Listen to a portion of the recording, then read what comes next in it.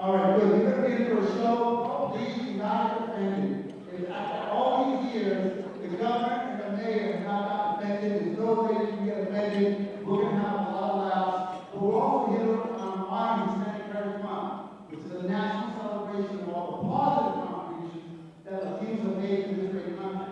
Now, we're also here to honor one of my idols, Louis Tion.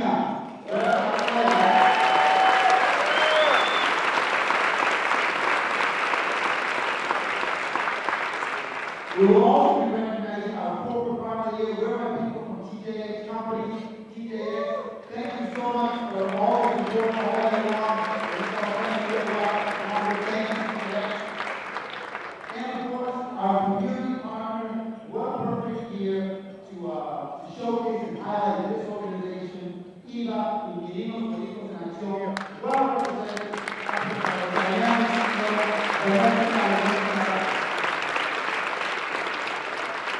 Now, there will be some laughs today, there's no doubt about that. But before we start, I want to just kind of put into perspective a little about today. As you know, we can't watch the news today without the last thing we want to do is laugh. So while today we'll fill you up for a lot of laughs, Mundo staff really wanted to show and to have a show of unity this morning, a demonstration that this city, that this commonwealth, this part of the globe is all united. We're going to talk about that unity today because we are united. We may come from all different parts. If you look at this row, look at the person to your left, to your right, the table across. Look at the head table, Dominican Republic, Cuba, Puerto Rico, St. Thomas, Boston, Chelsea. We come from all different shapes and backgrounds. And today, we show the world, we show the city, we got a lot of media that Boston is not one of the most diverse cities, but we are one of the most united cities in the United States of America. Well, let's keep this in mind as the world this morning is to lead with a big serving of optimism, hope, and love, because we all know what the world needs now. And I'm going to start with this song.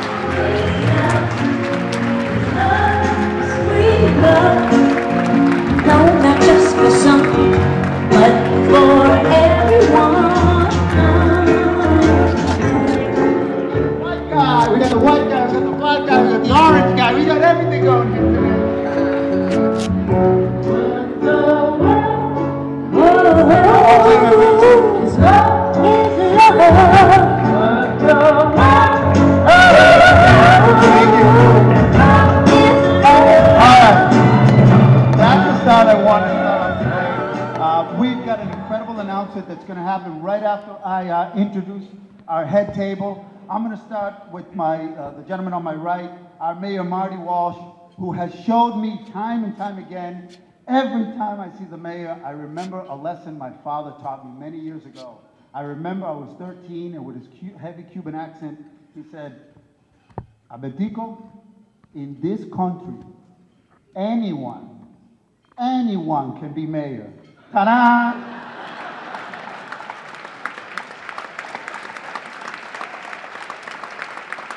You know, I always kid the mayor because I think he's the only guy in Boston who could be in a room full of recently arrived immigrants and still have the worst accent. It's unbelievable. It's unbelievable. Now, to my left is my beloved Charlie Baker, governor of Massachusetts, a man, yes. He's got that look in his face. A man who, despite being the most powerful man in the Commonwealth, a man who has an impeccable record as an elected official, a man who cannot be corrupted, yet every time I go to Miami, he asks to be my wingman. Every single time. I just tell him he's not relevant in Miami. So. He'd be a great wingman here in Massachusetts, but over there, they're like, who's that tall white guy with Alberta? Where's my friend Paul Francisco, ladies and gentlemen? Paul, would you stand, my man? Paul, please stand, please stand. Now, Chief Diversity Officer for State Street, a man of few words, and unfortunately for you guys today, even fewer laughs. But he's going to try. Now, look at his size. He is a former NFL player. He played for the Patriots, the Ravens, the Dolphins. Now, with all of this controversy around kneeling or not kneeling, I can honestly tell all of you guys here that Paul always stood. He stood by the sidelines because the coach would never put him into play. And that's the truth. That's why you didn't know he played for the Patriots. True story.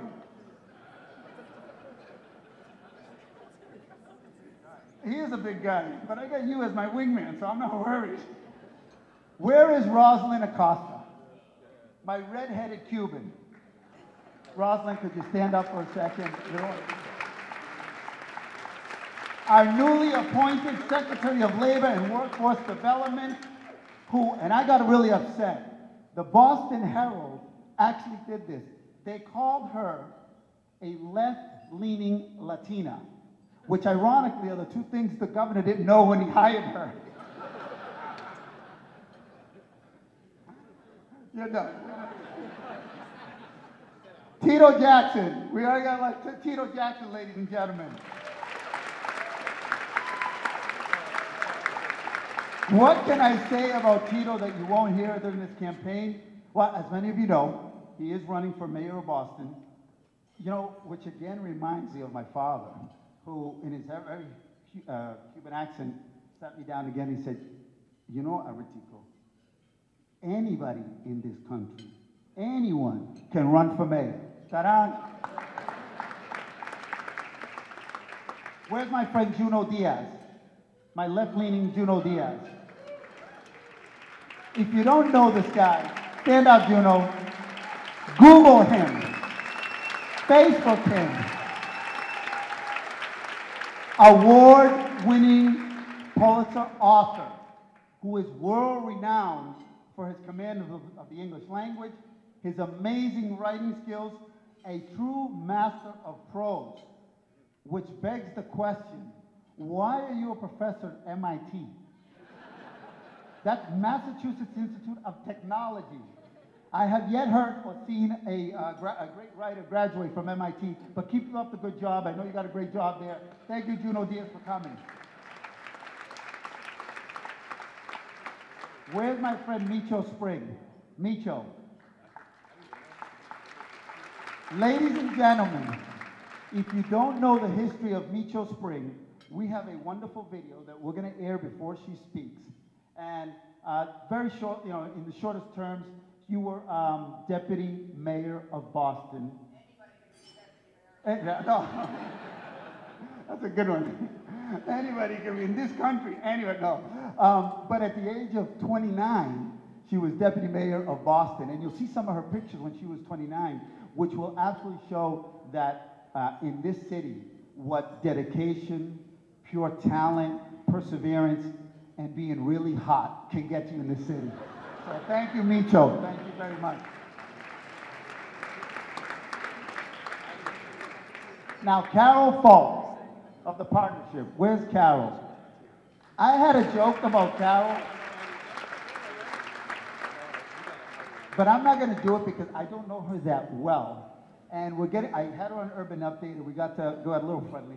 But Carol, trust me, next year when you're here, I have a few for you for next year. But Carol Falk of the partnership, ladies and gentlemen.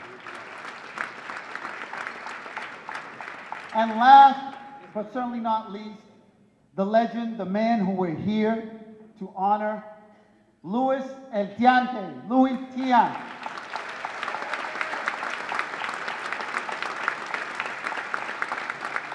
Our ambassador, the man with the funny accent, which most people could never understand, which reminds me of what my father told me 25 years ago, and he said, you know, Abetico, in this city, anyone can be mayor, except for Louis Tian.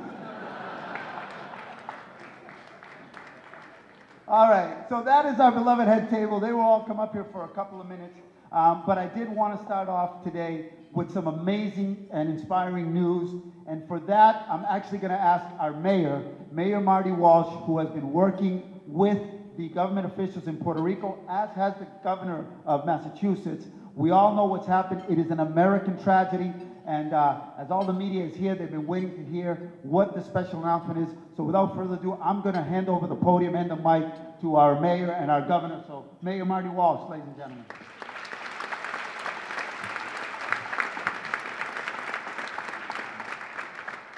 Thank you, Alberto. Hola. Before I start, I'm going to ask a few people to come up here with me. I think Vanessa, come on up here. Paul and some other folks. I want to say our thoughts and prayers are with the people of the Puerto Rican community and all of the other Caribbean islands that are still struggling after the hurricanes.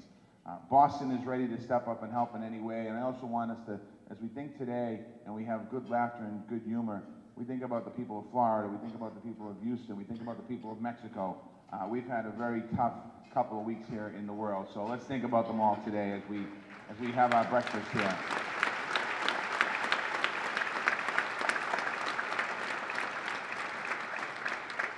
And today we're excited, the governor, myself, Vanessa, and all going behind me is excited to announce a new partnership and a new fund for the Puerto Ricans, Massachusetts United for Puerto Rico.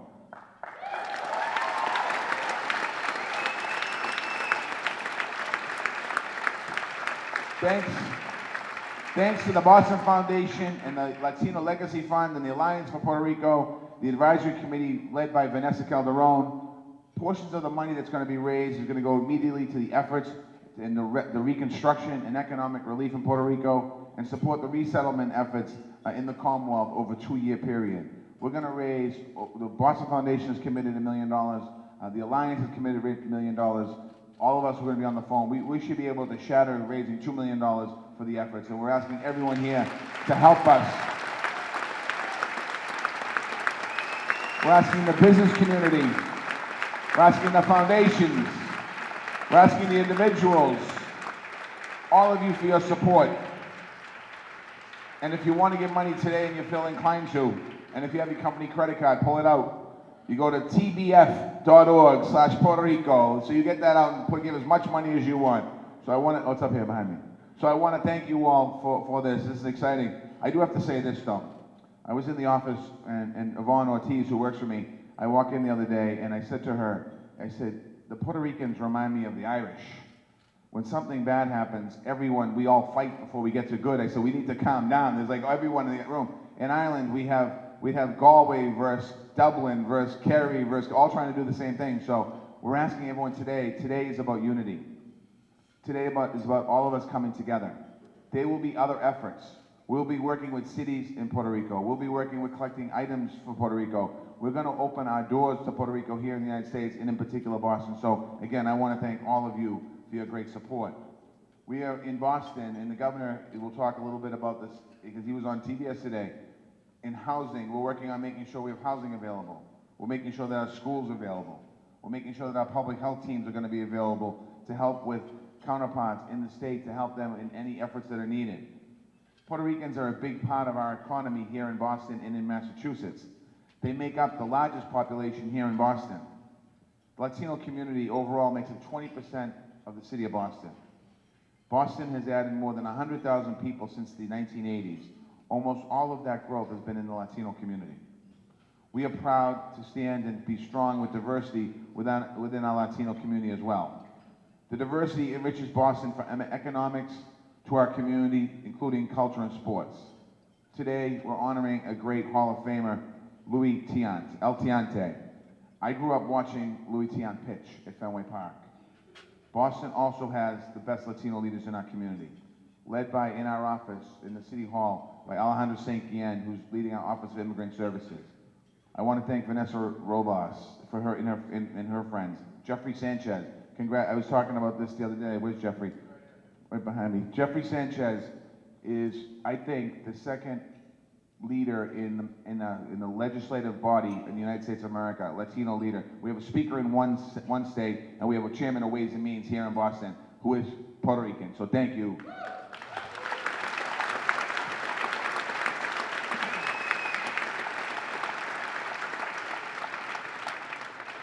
And last week, Jeffrey's mother invited me to her house. She said she was going to have an intimate gathering. There was 200 people and a pig roasted. So I want to thank Jeffrey's mother, Maria Sanchez, for that. But in all seriousness, it's a great pride of celebration for the Latino community. I want to thank Alberto Chu for this beautiful breakfast. When I first came to this breakfast 4 years ago, they held it at the Holiday Inn. There was 10 people in the room. You've done a nice job. Where is he? You've done a nice job. You know something? You could be mayor someday. But I want to thank everyone for coming out today. I'm sure the jokes will come on. I'm looking forward to the jokes, especially from the little guy over here to my left. So thank you very much, Councilor Jackson. God bless you all, and let's not forget, reach out and let's fund this fund, and let's send a strong message to Puerto Rico that their brothers and sisters in Boston and Massachusetts love them very much. Thank you, Mayor. Thank you. And as I said earlier, this is an incredible show of unity. We've got city officials, we've got the government officials, and our Commonwealth of Massachusetts. This fund is very important to say, this is Massachusetts United for Puerto Rico. So I want the governor to address this because he's been a champion. We've been in contact in his office constant, and he's been worried about the situation since day one. Governor Baker. Governor Baker for 2020.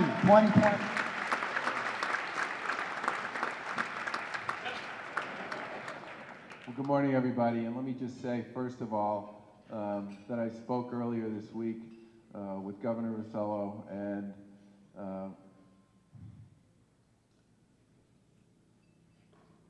they're in a world of hurt down there.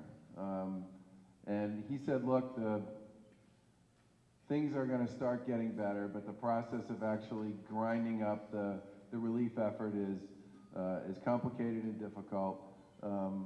I was thrilled to see that the federal government suspended the Jones Act so that large vessels will be able to get directly to Puerto Rico.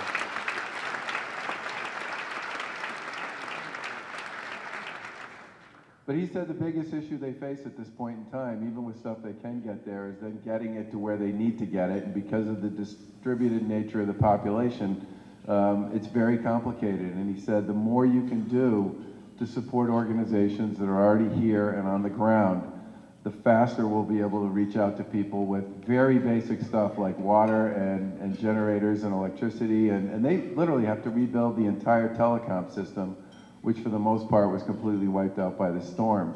And that's why this type of an enterprise, an organization like Massachusetts United for Puerto Rico, is so important, because it will be able to deliver dollars, real money, to the place they need it most, which is right on the ground there, so that people can turn cash immediately into supplies, into goods that are going to be needed to take care of people in the very short term. And I would urge all of you, whatever amount, to do what you can to support this particular effort, because in the short term, there's no question that the folks on the ground and the governor are looking for folks to provide them with money that they can turn into supplies, into goods, especially in some of the more distributed parts of the island.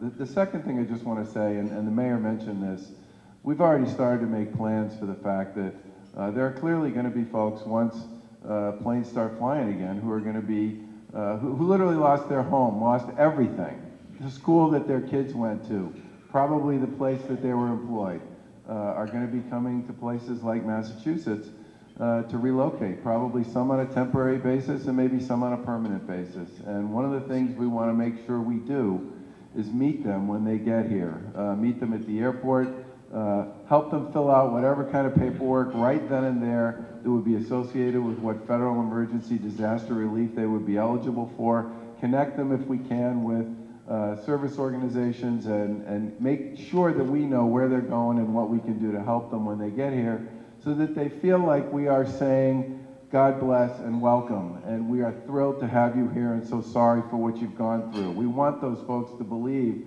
that this is a place that is going to help them and support them. And I want to make sure that we do, as a Commonwealth, working with the mayor here and with other local officials and with emergency management folks, that we do whatever we can to give those folks an opportunity to recover from the terrible tragedy they've been through and to feel like they're home when they're here. Because I know for a lot of them, it's just going to be a staggering change and an enormous change in their way of life. The one other thing I do want to say is we should all remember that There's a federal system that was set up many years ago to deal with emergencies and disaster relief. And it's literally a 50-state collaboration that exists between and among all of the emergency management programs in every state. And shortly after Karen Polito and I took office in 2015, in January, 20 days after, it started to snow, and it snowed for about a month without stopping. And we got a chance to see what this system is like and how it works and why it's so important. Because we ended up receiving all kinds of support from states up and down the East Coast who sent us front-end loaders and dump trucks and big plows and personnel to help us do that. And the feds are currently in the process of leveraging emergency management resources that are available all over the country to support folks in Puerto Rico. And we've made offers to them on a series of initiatives, and I fully expect that over the course of the next 6 to 8 months, we will have people, continue to have people on the ground there working to collaborate and support them. But the big point this whole system sets up is this notion that we are in fact one team. We are in fact united in dealing with disasters. We are in fact supposed to be there for our brothers and our sisters and our friends and our neighbors. And in this particular case, we, Massachusetts, will do everything we can working through that system to support folks on the ground in Puerto Rico. We're very excited about what this fund can do to support people who are providing on-the-ground relief right now and going forward. And we absolutely, positively want to be able to make sure that as folks show up here, we can greet them, welcome them, and make sure that we can do whatever we can to help them land safely here in the Commonwealth of Mass. The governor, frankly, sounded remarkably poised given everything he's been through when I talked to him. But I think it's really important for us to do everything we can, not just now, but once the TV cameras, no offense meant to the media, get distracted by something else, that we continue to remember and to reach out and to support the efforts to rebuild that island and to help support the people who are here. It's a terrible tragedy, and it's one where we have a real opportunity to make a big difference for a lot of people. Thank you.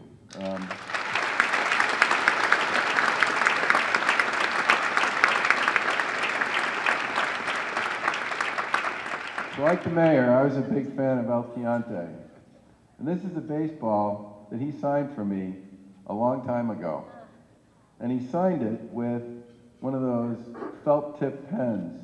And over the course of many years and many moves, it's kind of been washed out. And so what I would like would be for El Tiante to sign my baseball again.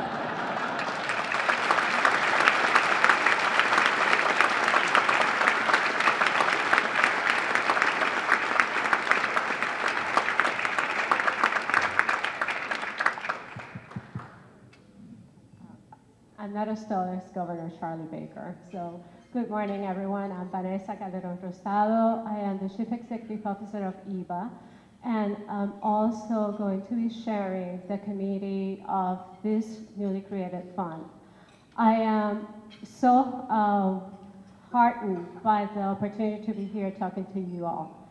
As a Puerto Rican born and raised in the island, this tragedy in Puerto Rico touches me dearly and deeply. All my family is in the island. And while I have been able to touch base with them now, it took days to be able to know and be relieved that they were safe and sound. So I am lucky, I'm fortunate. There are still people, and I'm sure people here in this room, who have not been able to be in touch with their families. So the crisis in Puerto Rico is compounded by the financial and humanitarian crisis that Puerto Rico was facing before the hurricane. So now more than ever, it's up to us to step up to the plate and to help out. I am excited that this morning we're making this big announcement. I know that there's a lot of power in this room, not only on this stage, but also right in the room, to help us achieve the goal of $1 million. It's critical, it's important, and we need to raise more than that. And we hope that this sustainable effort will really get to the ground, to the organizations that can really make a difference in rebuilding Puerto Rico. So I want to thank the leadership of the governor, the mayor, Jeffrey Sanchez, and Paul Grogan for the Boston Foundation. Because in the chaos that was created by the hurricane in Puerto Rico, there was also chaos created here. How do we help? How do we do things? And all of us stepped up in different ways. But today, we're here united for a common goal, for a common cause. So I am very excited that we are here to announce the fund. I want to thank members of the community who really helped with the Boston Foundation, the Latino Legacy Fund, to create this fund, and they are Adrian Velasquez, who's here on the stage, also Dr. Pedro Reina, Elsa Mosquera, Otoniel Figueroa Duran, and Ibis Fernandez. Thank you, and thank you also to the Boston Foundation and the Latino Legacy Fund, particularly Aixa, Beauchamp, and also Juan Carlos Morales. Without that group of people and these leaders, we couldn't be here today making this great announcement. Now it's up to us and up to you to help us accomplish our goals. Thank you very much, and let me turn it over to Aixa.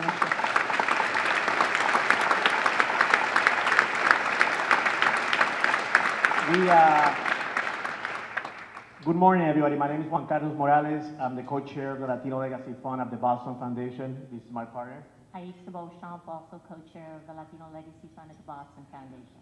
And we obviously have to move on with this breakfast because I cannot wait for what's about to happen. But I wanted to give you a quick update on where we are on the money.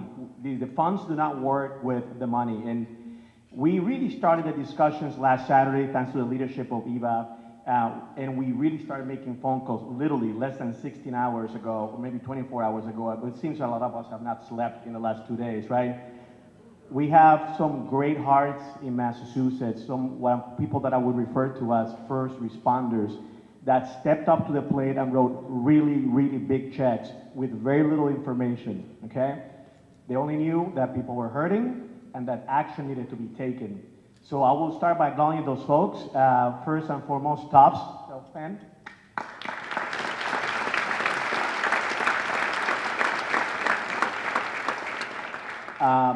And the Massachusetts General Hospital partners Spalding Foundation and Spalding Rehab Institute, sorry. Steward Healthcare. MFS. The EOS Foundation.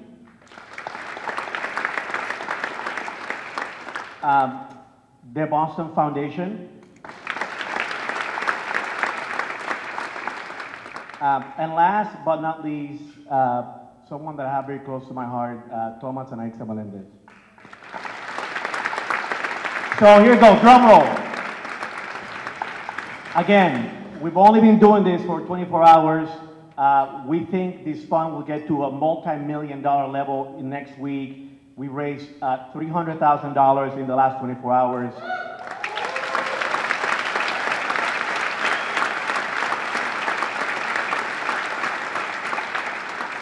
And we have a fundamental belief that with your help, the help of the mayor, the help of the governor, and the great people of the Commonwealth, we're going to get to $1 million next week. So please open up your wallets. If every table here today commits to a few $1,000s, we have $120,000. So this is personal. People are hungry and need to take action. Que viva Puerto Rico.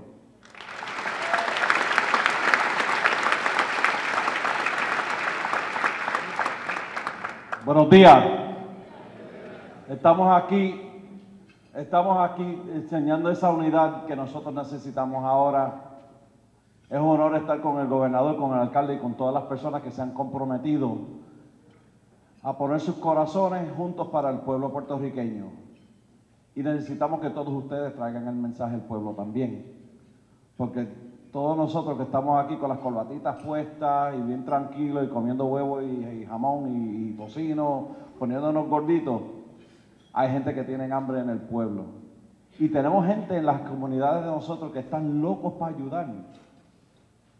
Por favor, contáctense con las personas en nuestras comunidades. No nada más es aquí en Downtown, también es en nuestras comunidades alrededor de todo el estado. Lo he visto en Springfield, lo he visto en Lawrence, lo he visto en Pittsfield, lo he visto en Holyoke, lo he visto en Billerica, lo he visto en varias ciudades en los pasados 7 días. Lo que está pasando es increíble. Folks, not only can we have a good time here tonight, this morning, I can't believe that, I'm happy to see Al is in full hair and makeup today. Where did he go? See, he disappeared on me, see that? Yeah, you'll get me too, I'm sure. But again, we're here as one community to put our hearts together and our souls together to support the people of Puerto Rico. There's a lot that's gone on in this past week and a half from Puerto Rico all the way to the other part of the country, but here in Massachusetts as well, from Boston all the way to Pittsfield. People in the communities want to get involved, they want to get engaged, and this is the fund that all of us are uniting around to raise that money to get it done. When you're talking to your family members and your friends here in Massachusetts, tell them to hold off on the stuff. What we need is to make sure that the $300,000 that Juan Carlos mentioned a moment ago shoots to $1 million, $2 million, $3 million, that it shoots up dramatically so that we can make sure that we bolster the Puerto Rican economy right now, from the Commonwealth of Massachusetts to the Commonwealth of Puerto Rico. Thank you, Governor Baker. Thank you, Mayor, and everybody here. Thank you, ladies and gentlemen. $300,000. Boy, my heart dropped when I saw Jeffrey grab the mic because he's not on the program. This could have converted itself into a luncheon really quickly, man. I'm glad you were quick, man. You had to jump in, I know. All right, hey, you know what? We've got representation from our law enforcement. Where is the law enforcement table? We've got the commissioner of Cambridge, Bard, Granville Bard. We've got Superintendent Gross, Kenny Green, MBTA Chief, Steve Mazzi, Everett Police Chief, Brian Case, Chelsea, and Jonathan Rodriguez. Where are you guys? I want to make you guys feel comfortable. I got something for you. Jay. Dunkin' Donuts, we want to make you feel comfortable. Just for you.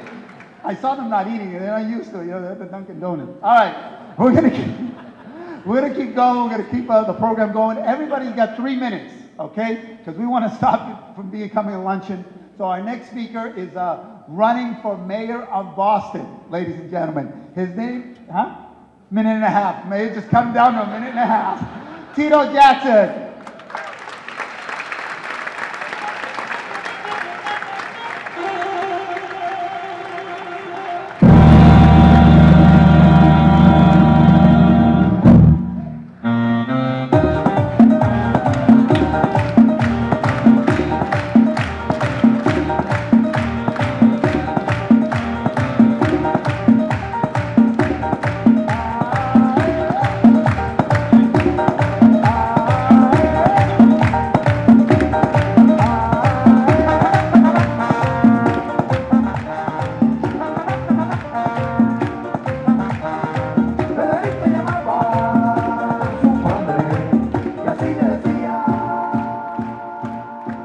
Found Tito's next career.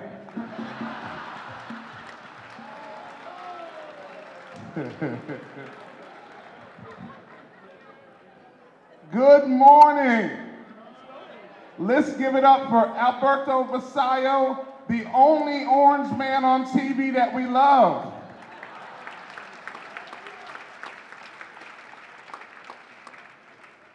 Good morning, ladies and gentlemen. Buenos dias. It is great to be back with you. As you know, my name is Tito Jackson, and I'm running to become your first Latino mayor.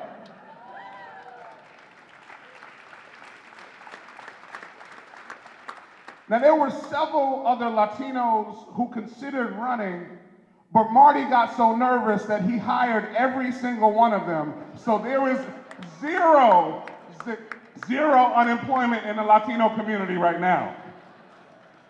Paul, it's nice to have you at City Hall. El Giante, it is nice to have you at City Hall. And Alberto, I saw you in the elevator today. I know you're now working for the mayor.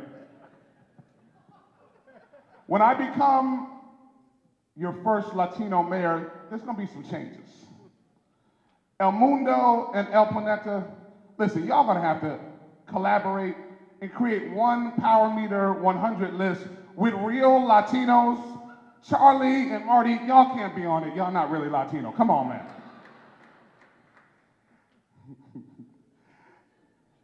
Ladies and gentlemen, we live in a city that, yes, anybody can be mayor. even a young man who was born in 1974, actually 75, I'm giving myself a year, at Boston City Hospital, to a 13-year-old mom who was assaulted by two guys. And 2 months into his life, he was adopted by two amazing parents. Yes, in the city of Boston, anybody can be mayor.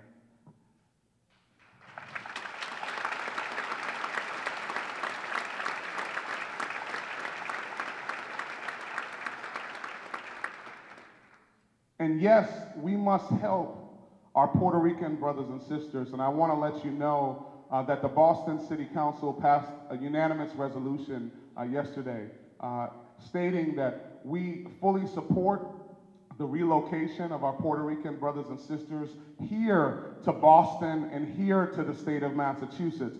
This is not a Houston, ladies and gentlemen. This is more like what we faced with the Haitian earthquake and Katrina. Folks are coming here and we must host them. We must open our homes, we must open our hearts, and we must open our wallets to ensure that we do right and we show the character of the city of Boston. But we must not only help those Puerto Rican families who are coming, we need to help the Puerto Rican families who are here. 46% of Puerto Ricans live in poverty in the city of Boston. And the median net worth of a white family in Boston is $247,500. The median net worth of a black family in Boston is $8. The median net worth of a Puerto Rican family is $3,000, and the median net worth of a Dominican family is $0. That's our city. This is our time. And so as we uplift folk, it is absolutely critical that we do right by the Puerto Ricans, the Dominicans, and folks who are here. And finally, I'll let you know why I do this work. I do this work for a young man that I met in 2011 named Emmanuel. He was a 9-year-old Puerto Rican boy. And we were getting our haircuts at Lawson's in Eggleston Square. So we walked in, and Emmanuel walked in with his chest all out. Brother was happy. So we're like, Emmanuel, what's going on? What's going on with you today? He said, I don't have to sit in the upper chair. I don't have to sit in the booster chair. And so for those folks who've been there, that's a big deal for a young man. So we all gave him a high five. And as we were walking out, his aunt, who's a friend of mine, said, Tito, can you give us a ride down the street? I said, yeah, I can give you guys a ride. So we were walking to my car. In the middle of the block, Emmanuel stopped. And I said, Emmanuel, I gotta go. I got this meeting, I got to get home. Man, what are you doing? And he said something that I think about to this day.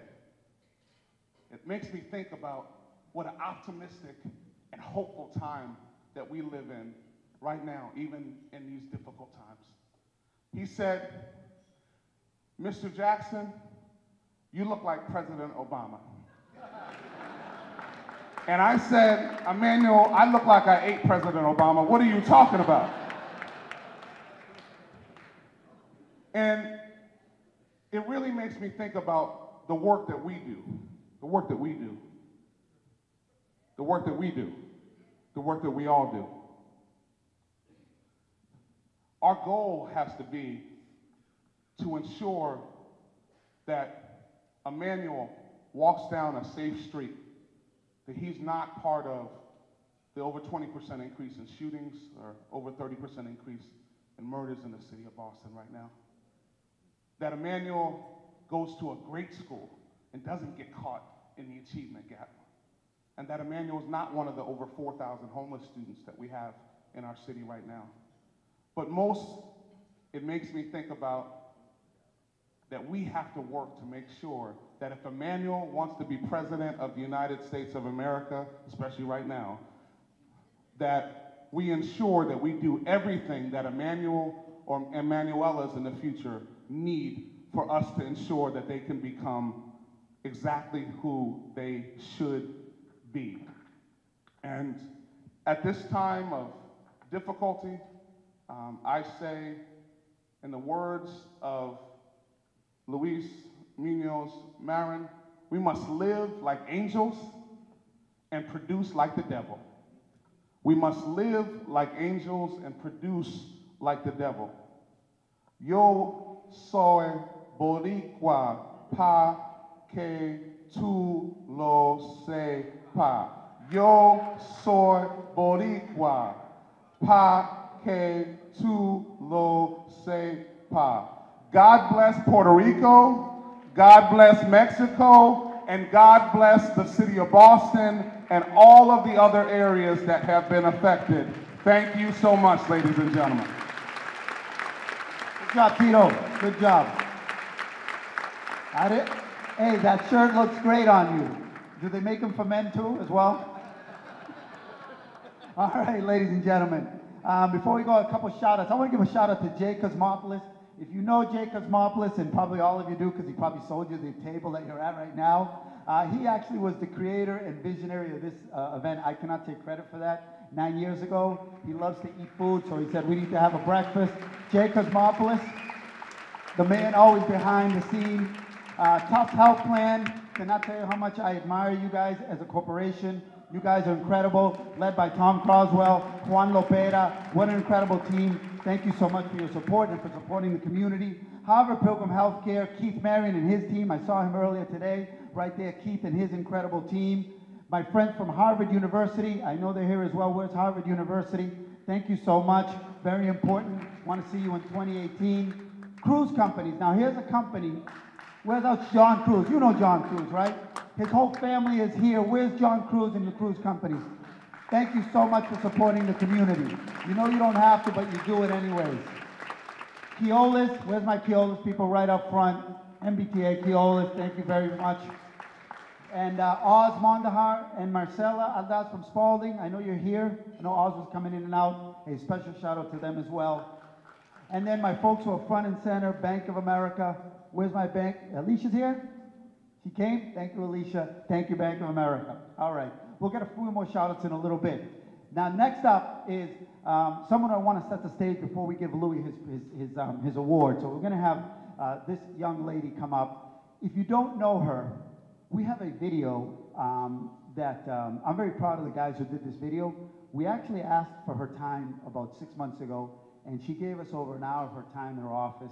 And what we're able to produce for you guys is just a 1.5 to 2 minute video that tells you a little bit about what the 70s was here and her role. So I think if our guys have the Meet Your Spring video, please tee it up, because up next is a pioneer and a true trailblazer and an icon in the city. So I'm hoping they have it queued up, the Meet Your Spring.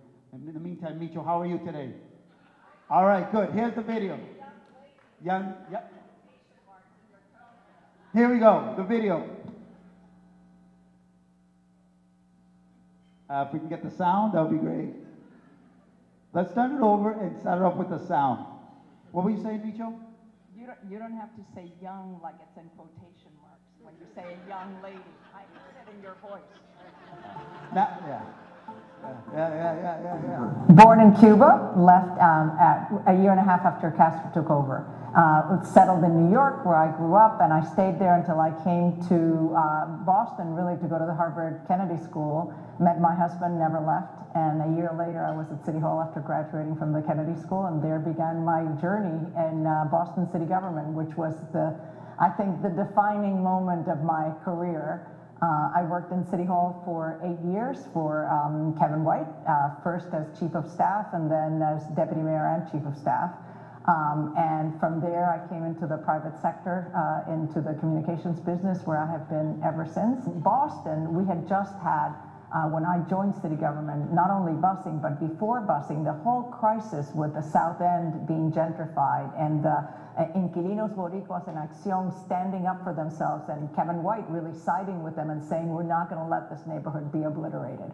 And that was the birth of EVA, which is a proud, proud institution still to this day. I remember arriving at City Hall, and it was a white Irish male bastion, and a young, woman in her 20s who was Hispanic and whose name they couldn't pronounce was really quite a cultural affront to the establishment. In my day, we were still trying to blend in to what was there. I think now it's clearly an asset to be bicultural. It's an asset to represent a different point of view. The world, certainly Boston has changed from a city that really was beginning to try to understand minorities when I came, and where minorities were fighting hard for rights, to a city now that understands that being inclusive is crucial to its economic future. Grow roots here and make this town your own, because it's a great place for opportunity, and Boston's best days are ahead of us.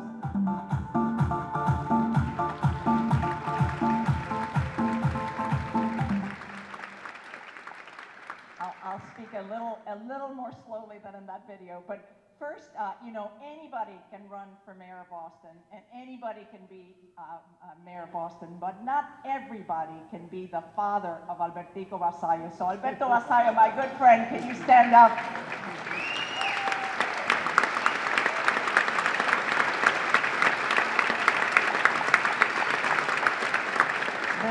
This doesn't happen by accident. You come from a great family, which I've had the privilege to work with now for 2 generations. So this is a great day for me to watch this crowd, and particularly to be in the dais with a mayor and a governor who understand that diversity and inclusion is our competitive advantage, and who have championed it every day in the State House and at City Hall. So it's really a privilege to be with both of you, and of course, we have El Mundo to tell our story and keep us informed. So we're very, very lucky in this city and this state. But I'll be very brief, but when I first came to this country, to be Cuban was immediately to be asked if you knew Ricky Ricardo. It was the frame of reference. I Love Lucy, right? So that was absolutely the frame of reference. By the time I got to Boston in the 70s, luckily, Tom Yawkey had recruited Louis Tiant from the Cleveland Indians, and the frame of reference had become Louis Tiant. So that was such a privilege to be associated with this great guy, especially in the 70s, that season of 1975 when I was a student across the river, but I so remember how inspiring it was to see this Cuban pitcher just giving this town its best and really giving us such a reason to believe. I think, because I pitch for a living, that I was inspired in my career by Louis Tiant. So I am just delighted to share the podium with him today. And just look forward to as I said in the video, I do believe that our best days are yet to come, and this room and this day certainly confirms, particularly as we all come together around this sad time, not only for Puerto Rico, but for Mexico and for Cuba. So I am delighted to be with all of you here today in unity, trying to do something for our families. Thanks. Retail Spring, ladies and gentlemen. One of my heroes growing up, absolutely. All right, we are going to get now to Louis Tiant, since I have the governor and the mayor here. And before I do, I just want to give a couple more shout outs. We've got a lot of CEOs in the room. Carol Sharno of Children's Museum. Are you here, Carol? Where are you again? How are you? Stand up. Marty Courage, Managing Regional Director at the Wells Fargo Private Bank. First time for Wells Fargo to be here. Thank you very much. And where's my Massport people? Danny Levy, Ken Turner, and CEO Tom Glynn. Tom, are you here? How are you? Nice to see you again. We'll get you up here one of these days, Tom. Don't worry. So I'm going to continue with little shout-outs in a little bit. Hey, Mayor and the Governor, I got an idea. You know, we're talking about Yawkey Way. You know, maybe, possibly renaming Yawkey Way, El Tiante Way. They've suggested David Ortiz Way. Let's do it. I'm all for it. I think we start today. We do it right now. Let's go. I've got the sign right here. Let's go with it right now. Let's go, Charlie. Yeah, that's it, that's it. You take that, put that on there today, no one will even know. Salvo Boulevard. All right, we're in a baseball mood. I love this guy. Let me set the stage. As a matter of fact, Jorge Quiroga, could you stand up for 1 second? Jorge Quiroga, Lifetime Achieve winner 2 years ago. Jose Mazo, where's Jose Mazo? Jose, the reason I point these Lifetime Achievement, Felix De Arroyo, Lifetime Achievement Award winner from last year, a man who will be back in office next week working. Congratulations to you. I see his son, my good friend, Felix Arroyo. Felix De Arroyo, you know him behind you. I always believe in you 100%. The Arroyo family, I love them. And to start, the reason why I point out Jorge and Jose, we have a video that encapsulates what this man meant to the city of Boston. Let's cue it up. I'm very proud of this video. Iran Lobel, take a look at this video. Let me know what you think. Ladies and gentlemen, put Louis T out, what he meant in the city of Boston. Louis Tiant came to Boston. He probably didn't realize what he was walking into, but it was a really tough time. It was the beginning of court-ordered busing, desegregation, and a big backlash, not only against that, but also against the growth of the Latino community, the beginning of the Latino community demanding its rights.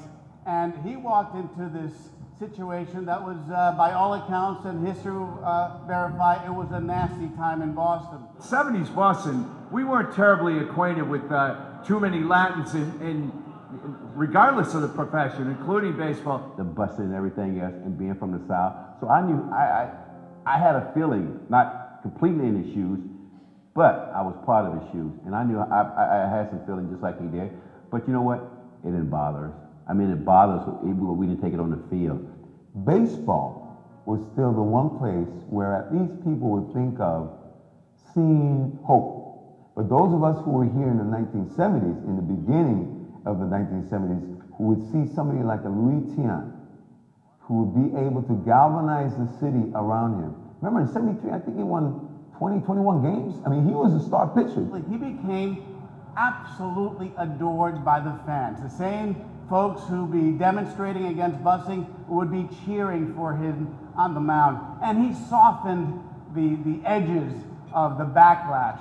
Tiant getting the hand of the packed house here at Fenway. He's got a chance to lead this series with standing ovations before it's over with. So imagine for a moment where Fenway Park, you're seeing this soon-to-be iconic baseball player on the mound at a playoff game in which we are thinking about this might be our year. Louis, Louis, Louis. The whole stadium was chanting, Louis, Louis, Louis. And who's the Louis? Louis Tiant. People started calling him El Tiante. I can't tell you how proud we were. We all basked in his glory. People are still saying Louis, Louis. Even when he's out there at the Cuban sandwich place, they say the same thing, Louis, because that's what they know him. What he did in the 75 World Series is a memory that will endure forever with a lot of us. Louis Tiant, despite his broken English and the smoke and the cigars in the shop, he was the glue in the clubhouse that held that team together. The charisma, the Fu Manchu, the way he turned his back, so he was an entertainer. He was somebody who had his own personality, his own idiosyncrasy.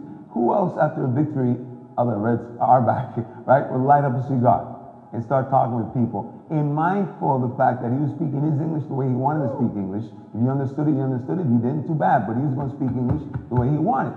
And through the presence of his personality, through his skill on the mound, and just being what we say in Spanish, un buena gente, un tipo super simpático, he also, in a way, became our ambassador, the ambassador for all of us Latinos in Boston. You know, who is the goodwill ambassador for the Red Sox?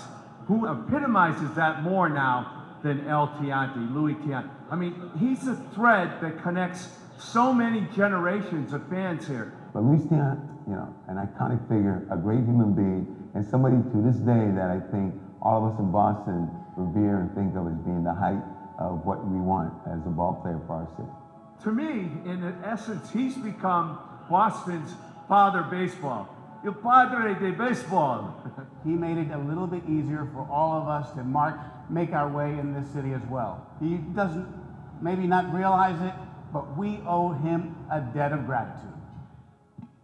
Ladies and gentlemen, our Lifetime Achievement Award for 2017, Louis Tian, El Tiante. Let's go, Louis. Look, come on, let's go. Let's go. Louis, Louis, Louis, Louis, Louis, Louis, Louis.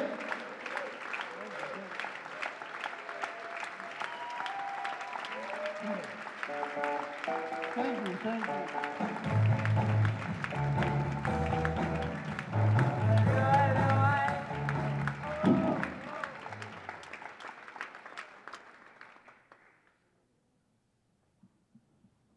You know, I'm gonna try to speak it with my broken English, but it's okay. You know, I'm not gonna change now. I'm too old for that now.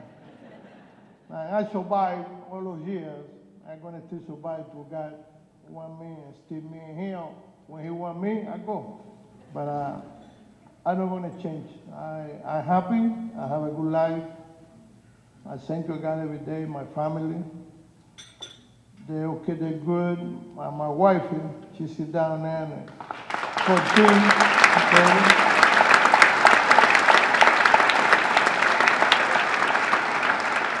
You know, we just married for 56 years.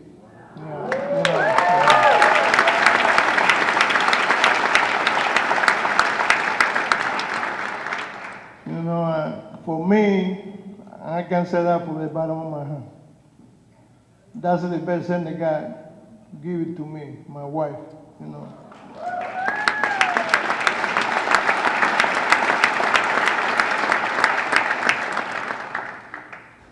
Because everything I do, trophy, award, because of her, I've been here, I played over here, I do what I do. And you know one thing, she used to tell me all the time, you go, you show the people what you can do, and I take care of the kid. And she did it a long time.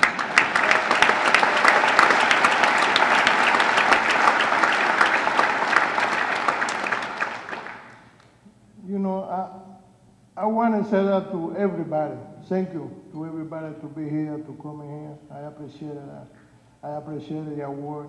But right now, I think we're going through a bad time.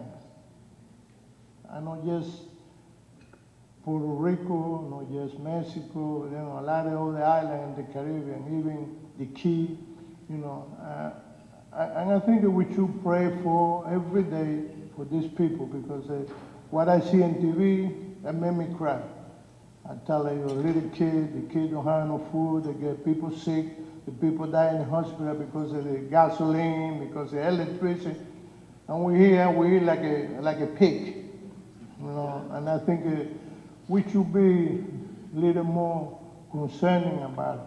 We should do more for those people, you know. And I think no matter where we are, look at what happened in Mexico, look at what happened in Puerto Rico, you know.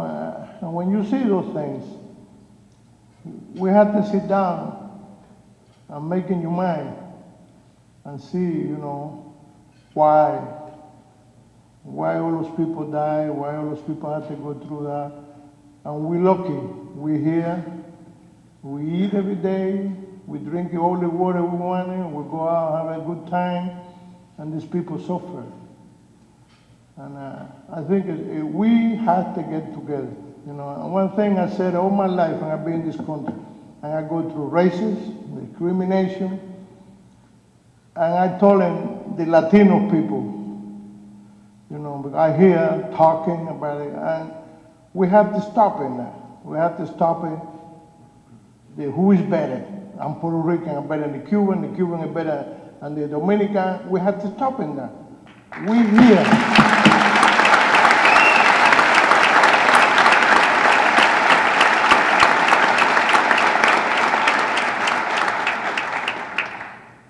We have to find out something. See, Americans, they don't care if you're Puerto Rican, if you're Cuban, Venezuelan, Dominican, Mexican.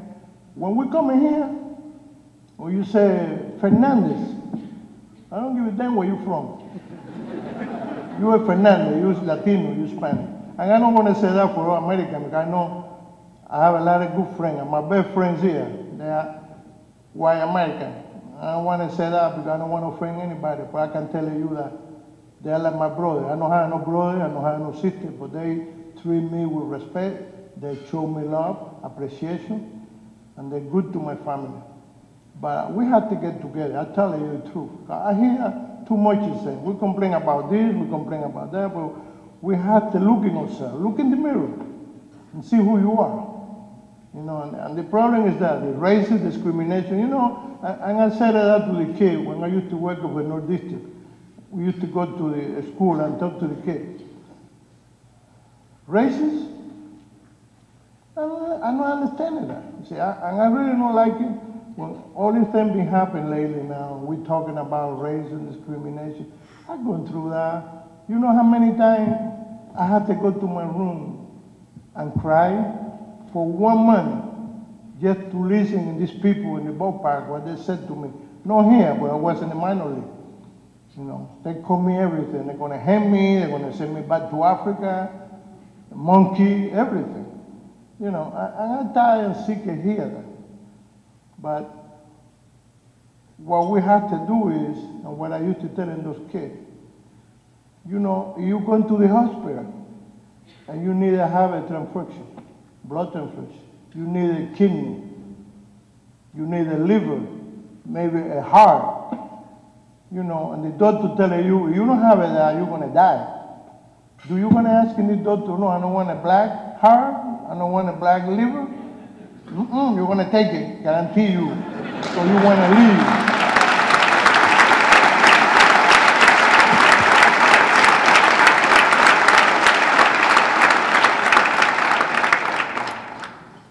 And the thing is, and you can look, and I don't know, so you know, you should know the guy know baseball and the ladies. Rod Carew, one of the greatest hitters in baseball, Hall of Fame. He needed a heart transplant. He needed a heart transplant. You know who gave it the heart? The family of the white kid. 22 years old, he died in the accident, and he gave it the heart to him because she said she want to give it the heart to some person that do good for the world, that do good for the country. And they find him, and give it the heart to him, and he's still alive, you know. And who was it? He living with a white heart, a kid white. Now what I'm trying to say to you, we have to understand it, we have to stop in the race, we have to stop in all this stuff. We can be no more ignorance about race. I don't like you because you're black, or you're Chinese, or you're African. Who give a dang about it?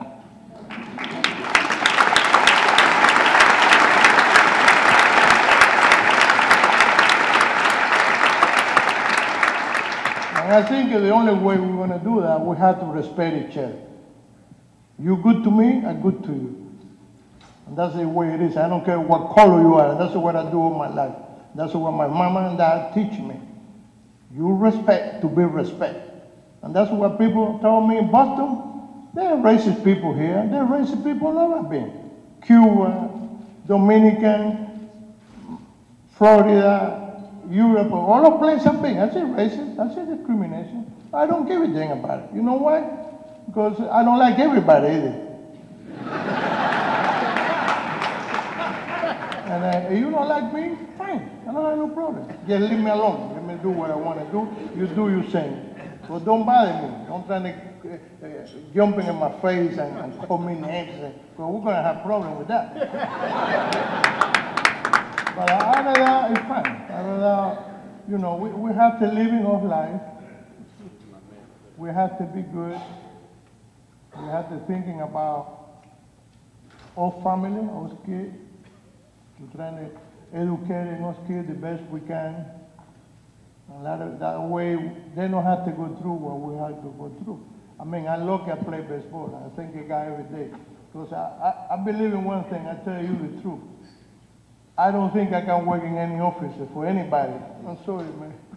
I can't because in no way I can sit down in the office. I don't know how you ladies do that.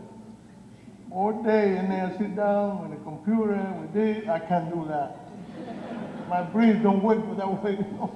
I get mad, you know. And somebody jumping on me, we got problems.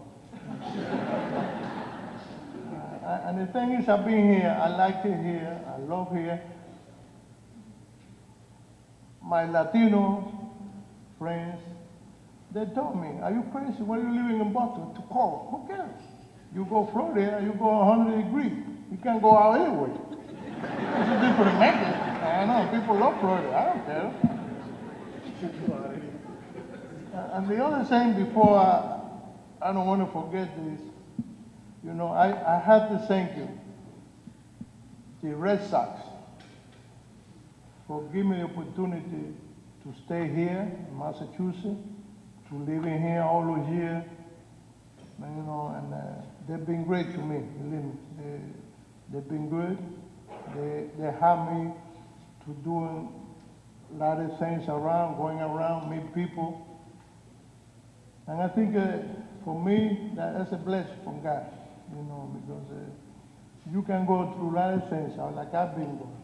I don't know how about you guys going, but I know we're all going through bad stuff, bad things, but I have to thank them for giving me the opportunity to be here, to stay here, and to live in here, you know, and that's funny, but when I used to play, you know, I win well. 4 times, I win 20 games. 3 times, 3 years in a row. I couldn't make it maybe say now, maybe $20 million I can play. I can work on that. But, you know, what we make in those years, we don't make that much money. And it was hard for us. You know, it's I think life changed, everything changed. You know, I'm working hard to get in shape, to do things I like to do. I love to do baseball. So, you know, it's funny now, because now I don't pitch no more, and I'm making more money than what I used to play. You know, how do you figure it out? You see your wife? Yeah. She's saying, that's it. You call it? That's it. You gotta listen to Maria. All right. Okay. Right, Maria? Yeah, okay. We gotta go. Let's do it, okay. All right. Well, you got it? All right. I want to say thank you to everybody. Thank you for being here. I appreciate it. I love it more. Thank you. Thank you. Let's get a photo with Marty Walsh, Charlie Baker. Great photo op.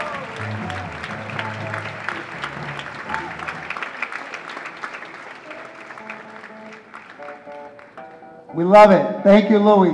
Baseball's come a long way. Boston Red Sox, shout out to Taylor, Abby. How are you? Colin, Nina. I love Nina. On the field, she is the queen at Fenway. You know, baseball's come a long way because with Louie, sometimes he was the only Latino. But today's national pastime, if you look it up, today's national pastime is played by 9 men on a diamond, 1 white guy and 8 Dominicans. It's come a long way, ladies and gentlemen. A long, long way. All right. Up next, one Cuban to another. We're going to keep the show moving. Rosalind Acosta, you have a cabinet meeting in a little while, so I'm going to have you come on up. Ladies and gentlemen, our Secretary of Labor and Workforce, she's got a meeting with the governor in about 20 minutes. Governor, I'm going to be a little late for that meeting, if you don't mind. So this is extraordinarily unfair, Alberto. This lineup was really unfair. You put me after a legend. I mean, how do I top that? And my boss, which is now gone, so now I feel a little freer to speak openly. And, you know, sweetheart, I know you want to be mayor. But before you become mayor, I want to see a birth certificate, please. I think he wants to be the honorary Latino. I think I need that birth certificate. I'm going to be somewhat short here because I know that we're running out of time. And first of all, I just want to thank Boston Foundation, Latino Legacy Fund. I'm so proud of what we're doing here. Vanessa, Eva, you have been a pioneer and a stalwart, incredible supporter and just an amazing leader in our community, so thank you. And Alberto, you put a lot of Cubans up here. I think 50% of the Cuban population of Massachusetts is up here, and the other 50 is over there. So thank you. I feel right at home here in the podium. You know, when I was honored to get this wonderful position, you know, the governor asked me to become Secretary of Labor, and of course I called my family, you know, like, oh God, look guys, look what just happened. And I said, I think I'm the first Latina secretary in the history of Massachusetts. And my family was like, yeah, that's awesome, that's awesome. And then my friend Javis over here says, you might want to tone that down. You're actually not the first Latina secretary in the Commonwealth of Massachusetts. There was one other one, I can't remember her name, a few years ago, Secretary of Education. But you are the first Secretary of Labor that's Latina, so we'll keep narrowing the focus, and I'll be a first of something. So thank you, Javis, for keeping me straight. I also want to give something to my friend Alberto. You know, every one of us knows Alberto very well, and we all know that his youth is very important to him. We all know that it's very important for him to make sure that his hair looks perfect. I mean, Yvonne, you did it perfectly a few years ago with the Grecian formula and the eyebrows and all. I mean, it's just, how black is that hair? I mean, that's impossible. It's impossible. So over the past few months, Alberto has been suffering a little bit from a back problem. And, you know, for all of us that know Alberto really well, Primo, you know, there's something that's happening to you, and it's more than just sciatica. It's age, sweetheart. So hold on.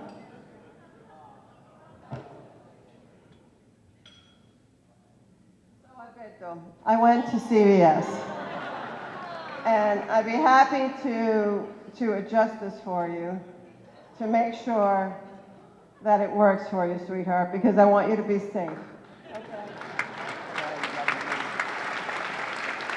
There are other things in the bag here that I think I'm going to let him open privately because I'm a little bit embarrassed to open it in public. There's a couple of other things. You don't want to open it now? Okay, all right. I'm just going to let him do that privately, but he won't have to stand up to go to the bathroom if he doesn't want to. So anyway, the other thing I didn't know today, and I will end on this, is I had no idea that the theme of this breakfast this morning was going to be that of unity.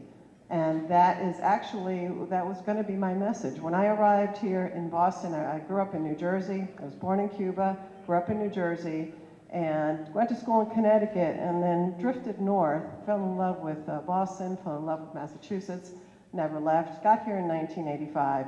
When I got here in 1985, I couldn't find a Latino around me. I just didn't know where they were. I knew no one. I had to really start all over. And then I finally started finding where everybody was. And it was actually really warming to me because it was a welcoming community and really helped me meet others and network, etc. But Boston has changed so much since 1985. It's changed tremendously. But one of the things that we always suffer from as a community, and Diante said it perfectly, we're so fragmented, and we've been so fragmented. But I don't feel that anymore. I feel something different going on here. The demographics of our city and our state aren't shifting. They have shifted. And I feel a real change. And finally, I think I can comfortably say, this is our time. This is our time, and we need to take advantage of it. I see leaders all over this room, family, I see friends, and I know that this is our time. And maybe it's this tragedy in Puerto Rico that has brought us together. I don't know if that's what it is, but I know that together we're going to be a lot stronger. So thank you very much, and I hope you enjoy the rest of your breakfast. Thank you, my dear. Thank you. I'll get you back now. She's got to run. She's got a cabinet meeting with the governor now. Our next presenter, but before I do, I want to give a shout out. Where's Manny Lopes from East Boston Neighborhood Health Center, another CEO that's here. My people from Wynn Resorts. Where's Bob DeSalvo, the president over there? Jeannie, how are you? I'm glad you guys made it. All right, so our next speaker, I'm not going to introduce him because we also did a great little video. Some of you, I have texted to some of you before we played it tonight. If you don't know Paul Francisco's history, and I made fun of him a little bit, he used to be an NFL player, but that's not what we know him as. This video hopefully will fill all of you guys in on who Paul Francisco is and what he means to the city of Boston.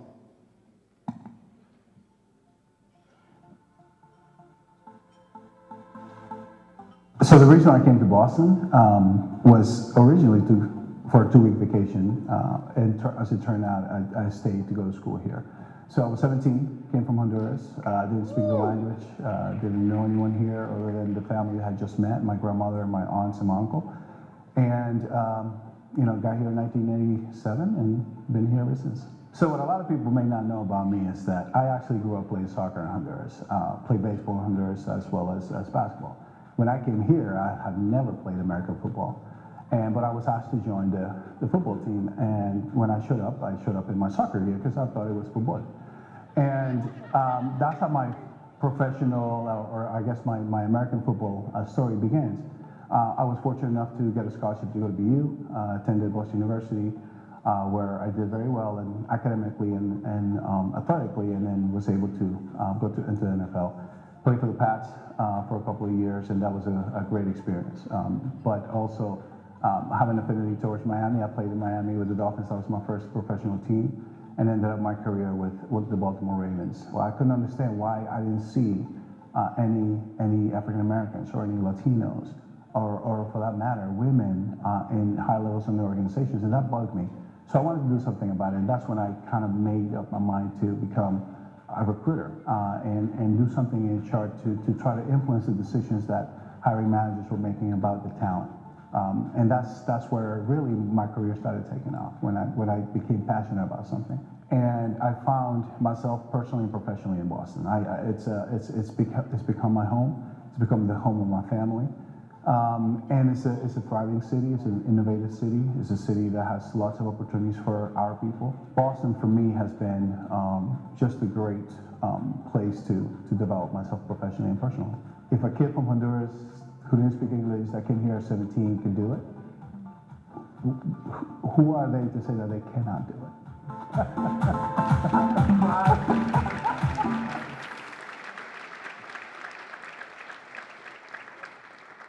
Buenos dias, buenos dias. I know you're all tired. Buenos dias.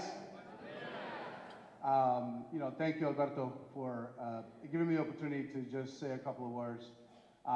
You know, Louis Tiant, that's a bad man right there. So, you know, if we are able to follow his example and able to do and endure the things that he's able to endure throughout his career, and the things that many of us have been able to endure throughout our careers, that's admirable. You know, Alberto wanted me to talk about a little bit about Boston and my story here in Boston. And one of the things I said in the video is that I don't think I would have been as successful, relatively successful, anywhere else but in Boston. This is a thriving community. This is it's become a home. And certainly for us as Latinos, I think this is our time. This is our time to make sure we're galvanizing, make sure that we are collaborating, make sure that we're unifying, and then making sure that we are taking care of each other. And I went into corporate with one mission, and that was to ensure that there were pathways for us, people of difference, to make contributions. And we are a people who are entrepreneurial. We are a people who can make things happen. And my expectation is that we are going to make it happen. And for those of you who are ever doubting that that's possible, don't. Because if I came from Honduras, could do it and be standing here, sitting here in this table, so can any of you. So then I said, so Alberto, do you want me to say a couple of funny things? You know, do I have a funny line to say? He's like, no, just, I want you to talk about, the importance of being a successful Latino, especially for our millennial talent. So I said, okay, well, this day and age and what's happening in our political environment, so the last couple of weeks, I thought about what Alberto said. He said, it's what's happening in terms of racism, what's happening in terms of division, what our folks are enduring, and the socio-political landscape. I started reflecting, and I started calling a couple of people just to get some advice as Chief Diversity Officer as to what I should do. And so one of the people that I decided to call was President Trump. So I got on the phone with the president, and so I said, Mr. President, I'm just troubled by the rhetoric that's happening. And I said, can you just give me some insight as to what you're thinking? He said, Paul, I just want to make America great again. And, I just have an issue with you all NFL players, taking a knee during the anthem. And I just think that that's just not right. I said, well, I hear you, Mr. President. I said, it's not disrespecting the flag, it's not disrespecting our veterans. I said, it's really a statement about the state of relations, especially racial relations in this country. So then I said, tell me a little bit about North Korea and what's happening there. And I'm just trying to understand what's happening with the nuclear situation.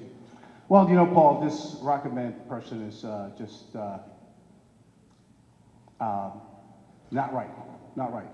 I said, what, I need to change the subject. I need to keep it lighter because it's clearly not going well, and the president is just becoming a little bit irritated. So I said, Mr. President, tell me a little bit more about yourself. I said, I'm Latino.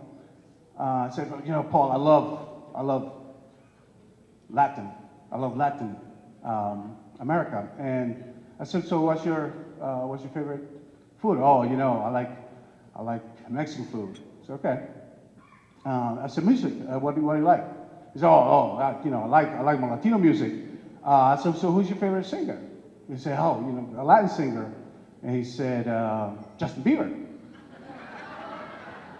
I said, Justin Bieber? I said, wow, what's that? He said, well, I like Puerto Rican music. Ah, you do? I said, so what song? I said, just make you think of Puerto Rico, especially this time during the hurricane and everything that's happening. He's like, that song, Despacito. I love that song, he said. So I said, okay, Mr. President. So on that note, I will bid you adieu. Clearly, I'm not funny. Just wanted to, again, thank Alberto for giving me the opportunity, thank my colleagues at State Street. Where's the State Street table? Okay, all right. And where's Alberto's side chicks table? Oh, sorry. They must have left. It's running a little too long, so they must have left already. Well, before he goes, ladies and gentlemen, there's someone we want to give a shout out to. Rosalind did allude to it. I actually had Paul help me a lot. I did have like a sciatic nerve kind of thing, and I was going, and Paul actually sent me well, he's a young man, he's not that young anymore. But Carl Donaldson, if you're here, he's kind of like a body healer. We invited him. I got to meet him, and I want to give him a shout because I wouldn't be here if it wasn't with Carl. Where are you, Carl? You're way in the back. Sorry. All right, thank you, Carl. All right, thank you, brother.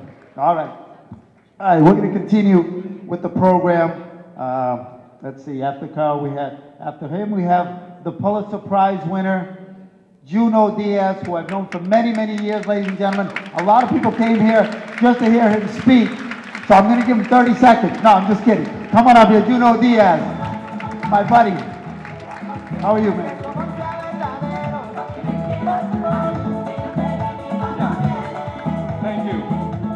Thank you. Good morning. I always say with these breakfasts, the shit starts out great. By 9:30, you're all just like dying. So it's great to see you all here. Thank you, Alberto. I wanted to thank all the folks who made this possible. Thank you all for being here. Luis Diant, thank you. I have no idea how important Luis Diant was for me. I'm actually not from Boston. I'm a Dominican, immigrated to the United States in 1974. So I actually grew up watching Luis play. And it was the only thing I knew about Boston was Luis Tiant. And I remember dealing with being an immigrant in New Jersey and thinking as a kid, thinking that if Luis could put up with those crazy white people, I can put up with my crazy white people. And that was not insignificant as a child. You'd be amazing how often things from far away and people that you think that you'll never meet will give you the courage to become yourself. And my gratitude, Luis, is endless. Absolutely endless. And finally and quickly, just all love and all solidarity goes out to our Boricua communities. We don't need to really talk about what's gone on. We know. I had someone come to me recently, some clown, and say to me, well, you're Dominican, why are you out there boosting so much the Puerto Rican community? And I think we can keep it very straightforward. All of us owe a tremendous debt to the Puerto Rican community. The Puerto Rican community in Massachusetts is the 5th largest in the United States. Boston and Massachusetts is fortunate to have this community here who's brought their genius and sacrifice here. As a Dominican immigrant, it would have been impossible for me to have done anything if not because of the infrastructure and the scaffolding of the Puerto Rican community. If it hadn't been for the generosity of the Puerto Rican community, we would not, as Dominicans, have been able to do what we've done. If it hadn't been for all of the struggles of the Puerto Rican community, so many of us would have found this place so much more inhospitable and so much more impossible. Whether it was the Puerto Rican community's fight in the civil rights arena, was it in the civic arena, in the political arena, in the corporate arena, everything that the Puerto Rican community has done for us has never been repaid. Where you can talk about the wars that this country has fought, how often Puerto Ricans have died and suffered for the United States, our debt is tremendous to this community, and it is yet to be done to be repaid. All of us owe so much to this community, and therefore, this is only a small attempt to repay what in the end could never be repaid. I want to just finish by saying I thank the Puerto Rican community for all the love and genius that it has given us, and hope that we can rise to the challenge of returning that love and genius back. Thank you so much. Well said, Juno. Well said. Absolutely. Echo that.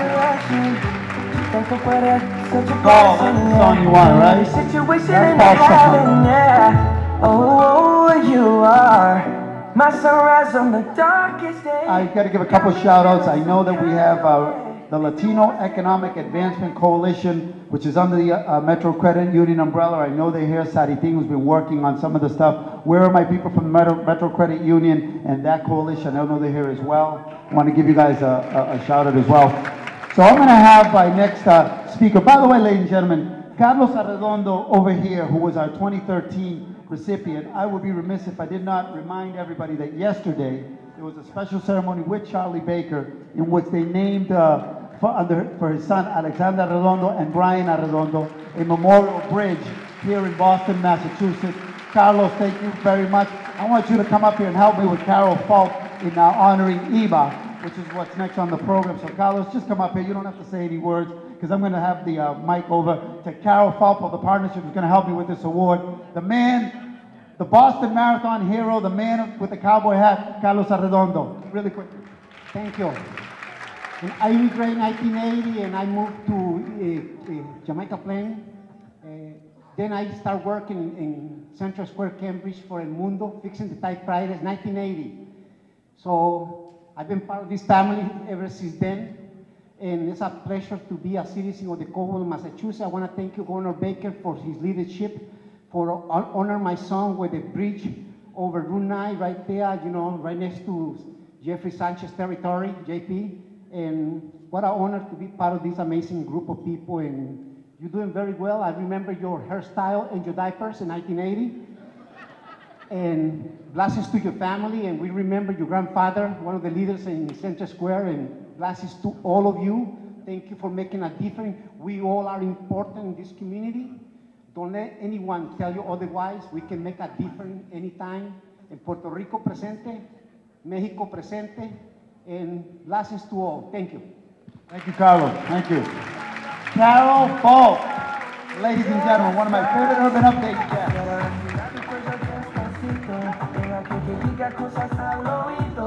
Buenos días. Louis, you know you are an absolute angel. However, there's a lot of little devil in you, my friend.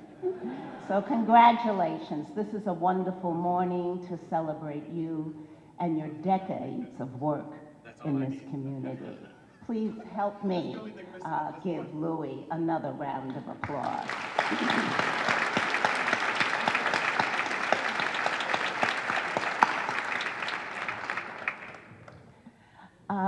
You know, I heard Caribbean music as I came to the podium, and I was delighted to hear that because I'm 8th generation Virgin Islander. So we too were hit, but our sister island, Puerto Rico, was hit even more. And so we think about the storms that have ravaged the Caribbean. We think about the quakes, the disastrous quake that has impacted Mexico. And we think about those storms again in the mainland. Now, those storms are caused by Mother Nature.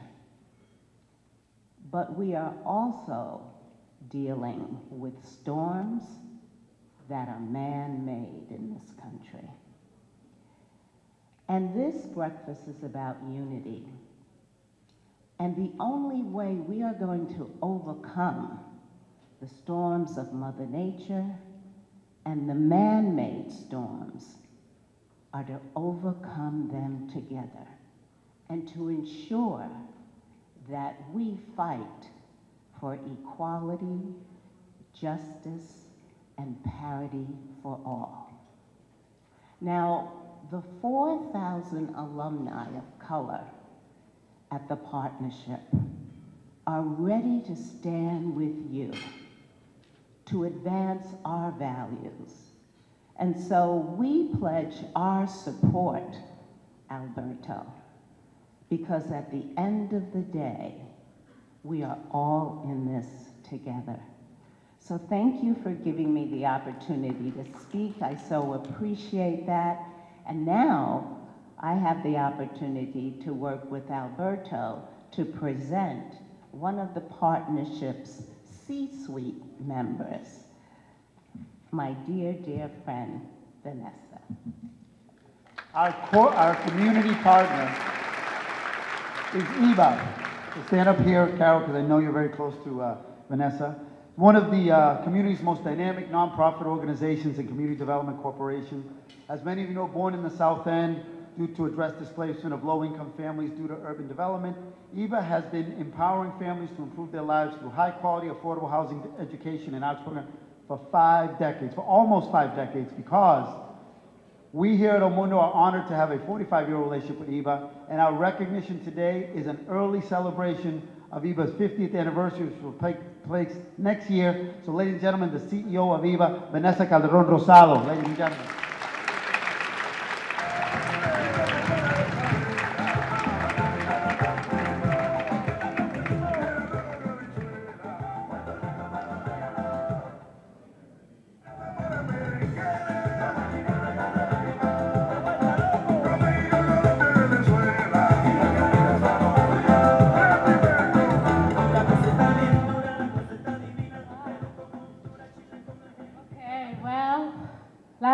least, thank you for staying.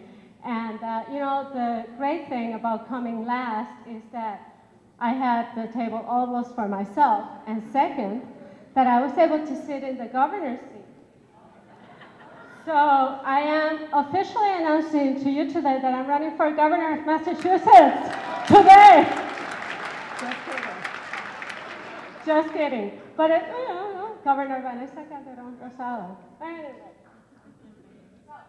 I had a number of jokes, but the governor's gone, the mayor is gone, Tito is gone, everyone's gone, so how am I going to roast? Okay, well, Alberto, you're coming, but in any case, here, more importantly, I'm very happy to receive this great honor on behalf of EVA, in all seriousness.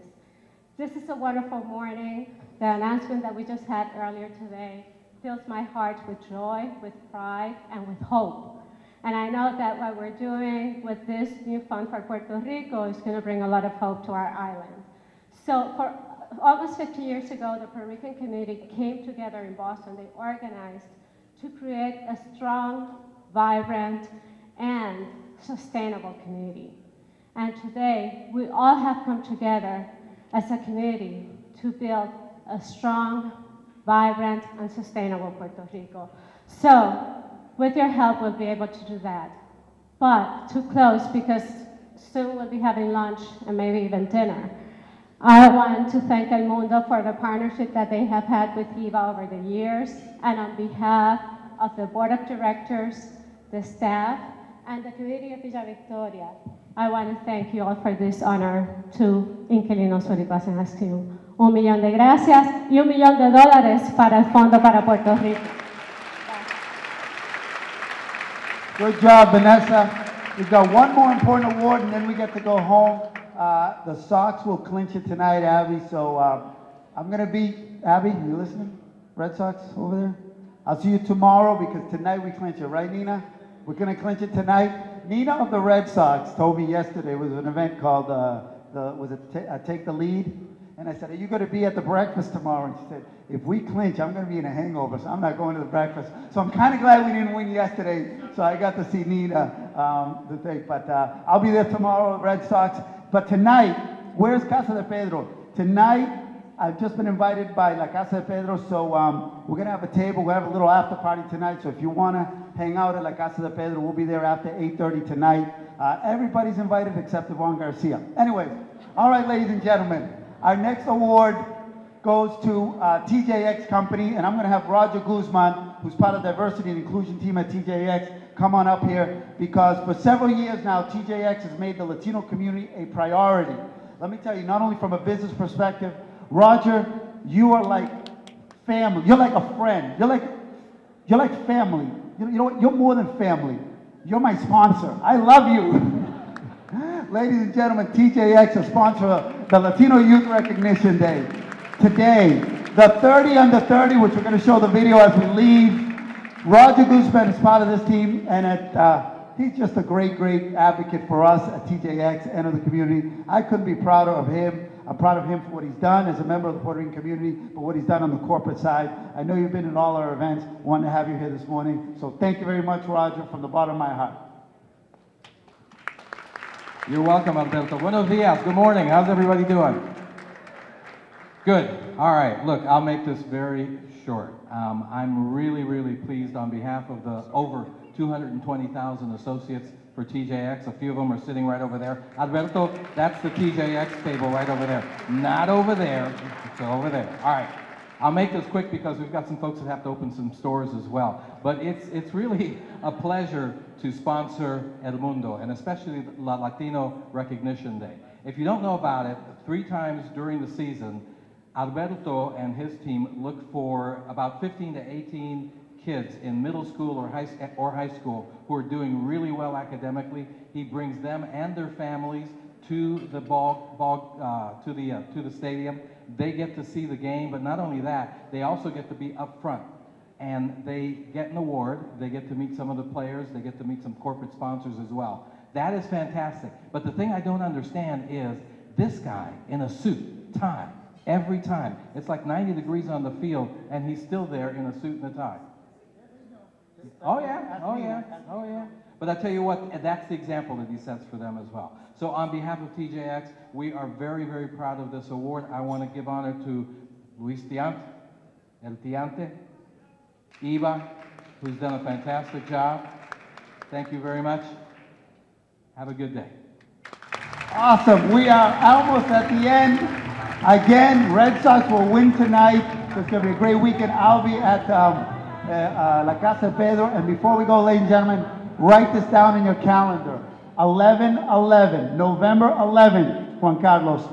Latino 30 under 30. Last year was a game changer for us.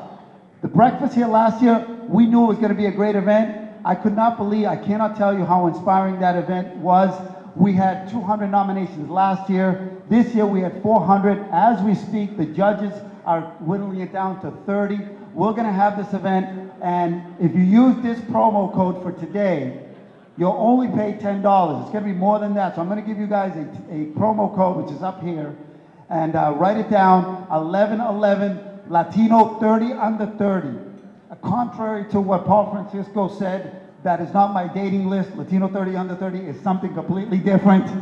And you, young lady, I will admit, I did have a crush on you until you turned 30. I'm sorry, I just don't go that way. But anyways, ladies and gentlemen, let's show the video. Have a great day, and go Red Sox!